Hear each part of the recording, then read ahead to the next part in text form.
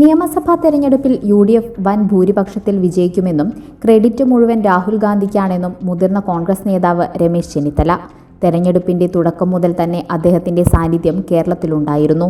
കേരളത്തിലെ നേതാക്കളെയെല്ലാം ഡൽഹിക്ക് വിളിപ്പിച്ച് രാഹുൽ ഗാന്ധിയും ഖാർഗെയും യോജിപ്പിന്റെ അന്തരീക്ഷം ഉണ്ടാക്കി ഒറ്റക്കെട്ടായി പ്രവർത്തിക്കണമെന്ന കർശന നിർദ്ദേശം നൽകി.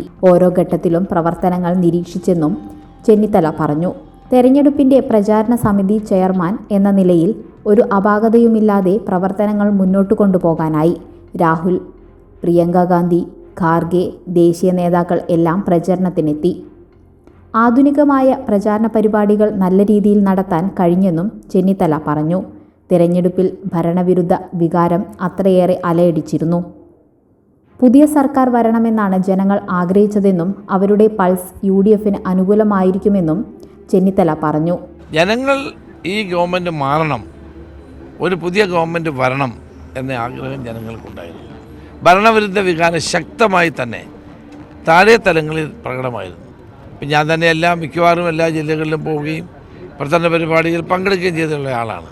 അപ്പോൾ അത് ജനങ്ങളുടെ പൾസ് UDFന് അനുകൂലമായിരുന്നു. അത് എല്ലായിടത്തും ദൃശ്യമായിരുന്നു. അത് പിണറായിയോടുള്ളതായിരുന്നോ അതോ ഇടതുപക്ഷ സർക്കാരിനോടുള്ളതായിരുന്നോ? സർക്കാരിനോടും സർക്കാരിന് നേതൃത്വം കൊടുക്കുന്ന പിണറായി വിജയനോടുമുള്ള എതിർപ്പാണ്. അല്ല, അങ്ങനെ സീറ്റ് ഞാൻ പറയുന്നില്ല, പക്ഷെ ഒരു വലിയ തരംഗം UDFന് അനുകൂലമായിട്ടുണ്ട്. 100 സീറ്റ് കിട്ടണമെന്നാണ് ഞങ്ങളുടെ ആഗ്രഹം. അതനുസരിച്ചാണ് ഞങ്ങൾ പ്രവർത്തിക്കുന്നത്. എത്ര വരെ പോകും എന്നുള്ളത് നമുക്ക് 4-ാം തീയതി കാത്തിരിക്കാം.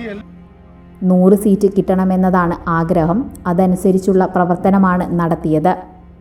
തിരഞ്ഞെടുപ്പിൽ CPM, SDPI, PDP കൂട്ടുകെട്ട് ഉണ്ടായിരുന്നു. ഇതൊന്നും കേരളത്തിലെ ജനങ്ങൾ അംഗീകരിക്കാൻ പോകുന്നില്ല. പിണറായി വിജയന്റെ ഭാഷയിൽ പറഞ്ഞാൽ 2 വോട്ടിനു വേണ്ടി ഏത് ചെറ്റത്തരവും കാണിക്കാൻ മടിയില്ലെന്ന് പിണറായി തെളിയിച്ചിരിക്കുകയാണ്. ഫലപ്രഖ്യാപനത്തിന് ശേഷം മുഖ്യമന്ത്രിയെ ഹൈക്കമാൻഡ് തീരുമാനിക്കും. പാർട്ടിക്ക് അതിൻ്റേതായ രീതിയുണ്ട്. ഇതേച്ചൊല്ലി പാർട്ടിയിൽ തർക്കമില്ലെന്നും ചെന്നിത്തല പറഞ്ഞു.